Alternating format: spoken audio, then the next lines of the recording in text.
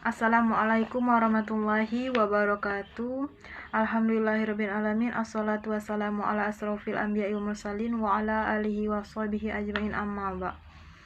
Yang saya hormati dosen pengampu mata kuliah Filsafat Pendidikan Bapak Amiruddin, dan yang saya sayangi teman-teman seperjuangan. Perkenalkan, nama saya Vika Elpiani, saya dari Prodi Pendidikan Agama Islam semester 4. Baiklah, di sini saya akan menyelesaikan tugas dari Bapak, tugas filsafat pendidikan, yaitu tentang hakikat metode pendidikan dalam perspektif Islam. 1. Pengertian metode pendidikan Islam. Yang kedua, macam-macam metode pendidikan Islam. Yang ketiga, urgensi metode dalam pendidikan Islam. Dan hakikat, hukuman, dan ganjaran dalam pendidikan Islam. Yang pertama, pengertian hukuman dan ganjaran. Yang kedua, metode, hukuman, dan ganjaran dalam perspektif pendidikan Islam. Yang ketiga, pentingnya hukuman dan ganjaran pendidikan Islam. Langsung saja, yang pertama, pengertian metode pendidikan Islam. Pengertian metode pendidikan Islam adalah suatu cara yang digunakan untuk mempermudah suatu pendidik untuk mengembangkan ajaran agama Islam sesuai dengan ajaran atau hukuman syariat Islam yang telah ditetapkan. Yang kedua, macam-macam metode pendidikan Islam. Macam-macam metode pendidikan Islam. Baiklah, berikut ini metode pembelajaran yang sering digunakan oleh lembaga pendidikan Islam pada umumnya. Yang pertama, metode qudwah, yaitu metode yang mengajarkan dengan atau contoh teladan.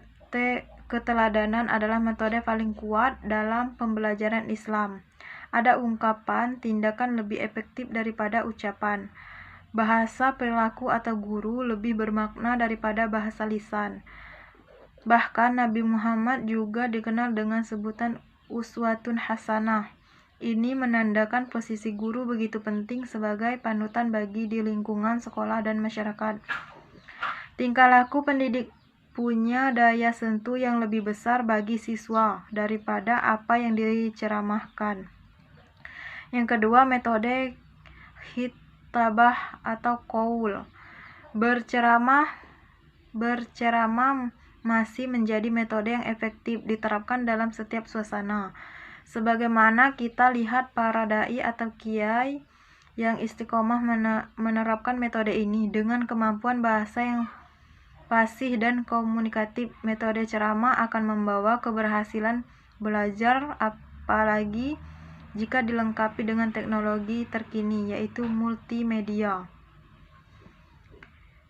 Yang ketiga, metode kitabah atau qad, satu tingkat lebih tinggi dibanding berceramah. Dengan kitabah atau menulis secara mencatat, Nabi Muhammad pernah membebaskan tawanan perang dan meminta mereka mengajar baca tulis kepada sahabat yang saat itu belum mampu. Begitu penting aktivitas baca tulis. Metode menulis sendiri di lembaga-lembaga pendidikan Islam diterapkan dengan sebagai teknik seperti imla atau dikte atau qad kaligrafi. Metode hiwar atau dialog bagus diterapkan untuk mengunggah ide kreatif siswa. Syaratnya, topik atau materi yang dipelajari jelas batasannya dan memiliki kegunaan tinggi. Metode ini juga efektif untuk melatih siswa membaca peristiwa dan kejadian terbaru yang terjadi di lingkungan sekitar. Yang selanjutnya, metode musyawarah. Berdiskusi dilakukan untuk memecahkan masalah. Dalam pembelajaran, diskusi berarti menemukan solusi atau suatu permasalahan yang diberikan guru berkenan dengan topik yang sedang dibahas. Yang ketujuh, metode mujadalah. Metode ini melalui debat atau brainstorming dengan referensi kitab atau buku karya ulama klasik. Ketajaman berpikir dan kerangka logika dibangun. Tak salah saat ini bermunculan cendekia-cendekia dengan latar belakang pesantren.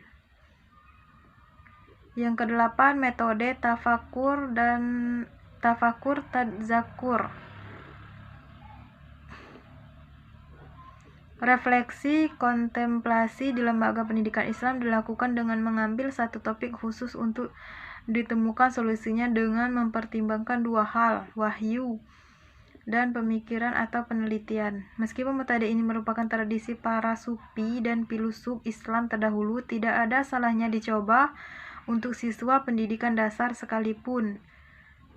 Yang kesembilan, metode muhasabah an-nafs.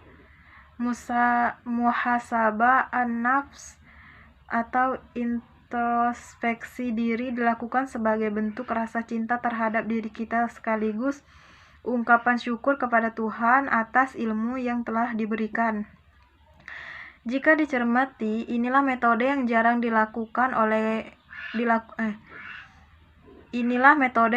dilakukan guru sehingga berdampak pada kurangnya pengenalan siswa terhadap potensi masing-masing.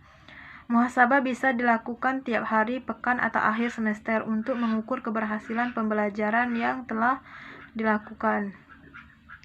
Metode Qisah. Anak usia dini biasanya sangat suka jika guru bercerita.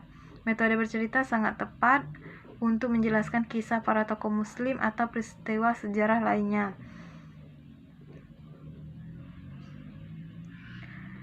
Metode yang ke-12, metode tadabbur alam. Karya wisata atau studi wisata sangat penting untuk menghadirkan suasana menyenangkan dalam belajar. Dengan metode ini, kesan jenuh dan menonton dalam belajar di kelas akan menghilangkan karena siswa belajar di tempat yang tidak biasanya.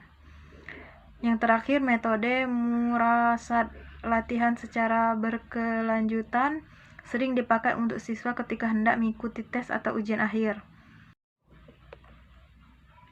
Yang ketiga, jelaskan tentang urgensi metode dalam pendidikan Islam. Urgensi berasal dari bahasa Inggris yakni urgen. Urgen sendiri berarti kepentingan yang mendesak atau sesuatu yang bersifat mendesak dan harus segera ditunaikan.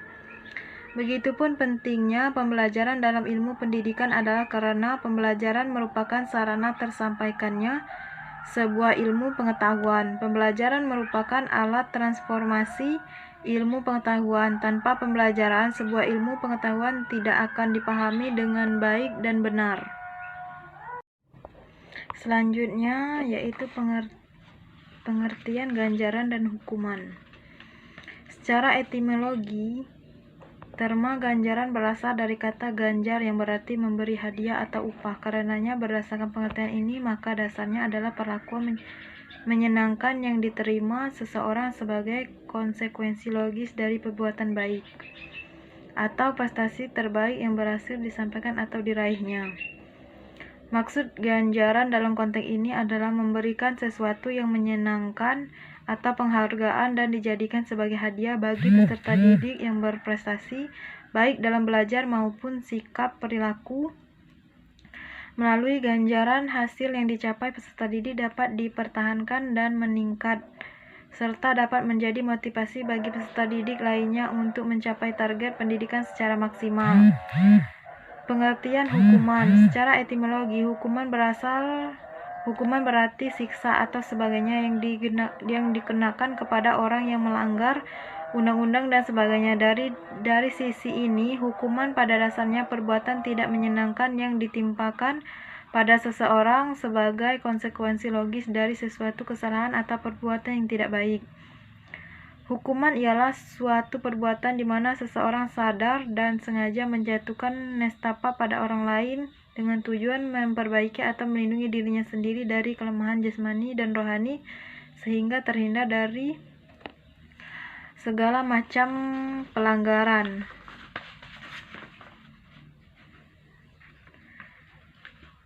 Selanjutnya yang kedua, model-model hukum dan ganjaran dalam perspektif Islam. Berikut diantaranya. Yang pertama, penurunan skor atau penurunan peringkat. Hukum jenis ini merupakan hukuman yang paling banyak diterapkan di sekolah, terutama ketika diterapkan ketika siswa terlambat datang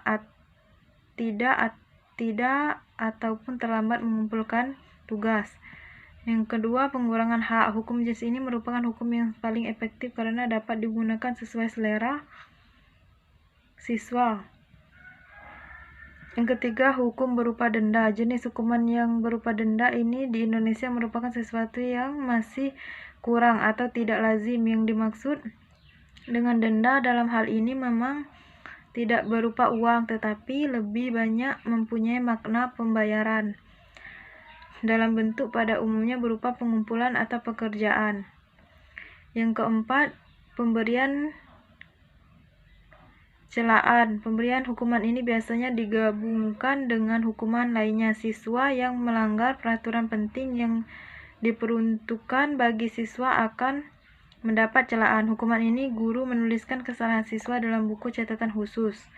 Yang kelima, penahanan sesudah sekolah. Hukum ini hanya dapat diberikan apabila siswa disuruh tinggal di sekolah setelah jam usai dan ditemani oleh guru. Hukum jenis ini biasanya diberikan kepada siswa yang terlambat datang, absen yang tidak dimaafkan atau melanggar peraturan sekolah yang dianggap penting atau tata tertib kelas.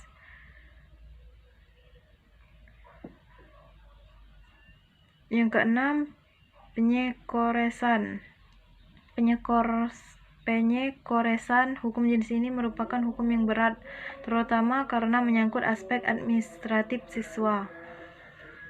Penyekoresan merupakan pencabutan hak sebagai siswa untuk sementara kepada siswa sehingga ia tidak mempunyai hak dan kewajiban sebagaimana siswa lain. Penyekoresan ini sifatnya berat, karena itu hukuman ini hanya dilakukan apabila memang ada kesalahan yang fatal.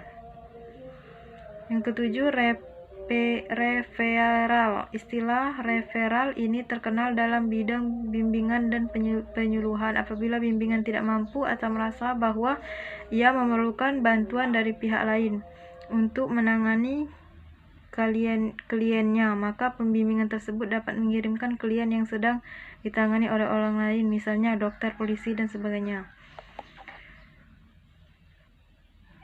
Jelaskan macam-macam metode pendidikan Islam. Yang kedua, model hukuman dan ganjaran perspektif Islam. Berikut macam-macam reward yang dapat diberikan kepada anak. Yang pertama, pujian, pemberian hadiah, peringkat, dan simbol-simbol lain. Penghargaan, hadiah berupa kegiatan, hadiah berupa benda. Penting hukuman dan ganjaran pendidikan Islam.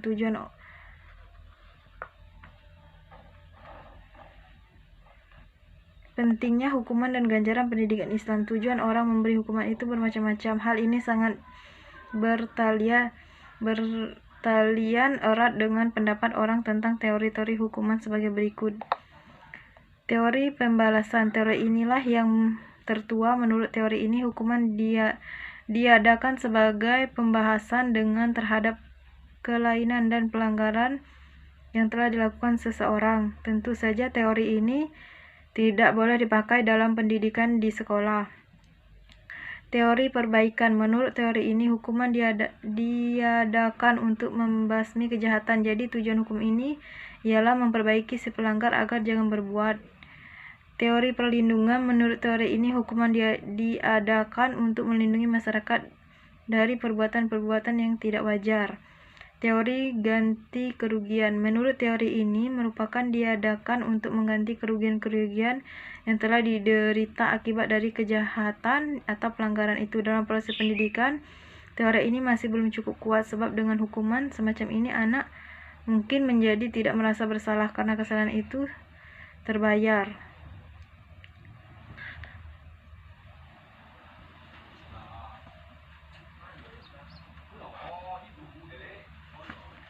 Menurut Idris dan Marno, ada beberapa tujuan pemberian reward, di antaranya adalah sebagai berikut. Yang pertama, meningkatkan perhatian siswa dalam proses belajar mengajar. Yang kedua, membangkitkan, memelihara, dan meningkatkan motivasi belajar siswa. Yang ketiga, mengarahkan perkembangan berpikir siswa ke arah berpikir divergen. Yang keempat, mengendalikan serta memodifikasi tingkah laku siswa yang kurang positif serta mendorong munculnya tingkah laku yang produktif. Mungkin hanya inilah yang dapat saya sampaikan, lebih dan kurangnya saya mohon maaf dan saya akhiri. Wassalamualaikum warahmatullahi wabarakatuh.